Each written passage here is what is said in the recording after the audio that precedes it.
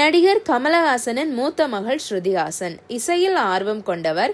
லண்டனில் சென்று மேற்கத்திய இசை பயின்றவர். உன்னைப்போல் ஒருவன் உள்ளிட்ட சில படங்களுக்கு இசையும் அமைத்திருக்கிறார். நிறைய படங்களில் பாடல்களை பாடியிருக்கிறார். முருகதாஸ் இயக்கத்தில் சூர்யா நடித்த 7ஆம் அறிவு திரைப்படம் மூலம் இவர் சினிமாவில் நடிக்க தொடங்கினார். அதன்பின் தொடர்ந்து தமிழ் மற்றும் தெலுங்கு படங்களில் நடித்தார் ஸ்ருதிஹாசன். ஆனால் கடந்த பல வருடங்களாகவே சினிமாவில் நடிப்பதை நிறுத்திவிட்டார். ஒரு பக்கம் தனது வாழ்வில் பல காதல்களை கடந்து வந்திருக்கிறார் ஸ்ருதிஹாசன். நடிகர் சித்தார்த்தோடு இவர் கிசுகிசுக்கப்பட்டார். அதன் பின் லண்டனை சேர்ந்த பாடகர் மைக்கேல் கார்சேல் என்பவரை காதலித்தார்.